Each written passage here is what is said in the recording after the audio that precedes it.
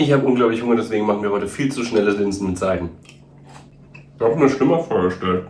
Dafür braucht ihr eine Packung frische Knöpfler, Dose Linsen, Packung Würstchen und einen Kräuteressig. Linsen aus der Dose nehmen und idealerweise abtropfen, weil es sonst zu flüssig ist. Ich habe es hier nicht gemacht, meine Schuld. Ist halt tatsächlich arg flüssig geworden. In die Mikrowelle nach Packungsanweisung und forget about it. Nebenher schon mal einen Topf mit Wasser aufsetzen. Ich nutze hier einen Wasserkocher, um das Wasser schneller warm zu bekommen, damit ich weniger Zeit in der Küche verbringen muss. Gut salzen und dann die Knöpfle mit dazu. Und am besten nicht zu voll machen, sonst seid ihr ein Vollidiot wie ich hier. Für die Zukunft würde ich einfach abgießen empfehlen. Ich dachte, ich nutze das Wasser hier wieder weiter für die Würstchen. Hat sich aber zeitlich absolut nicht gelohnt. Lecker, lecker Würstchen rein, kurz erwärmen und in dieses unglaublich lecker aussehende Essen rein. Weil die Linsen nach absolut gar nichts geschmeckt haben, habe ich hier ein bisschen Gemüsebrühe rein. Salz, Pfeffer hätte wahrscheinlich auch was getan.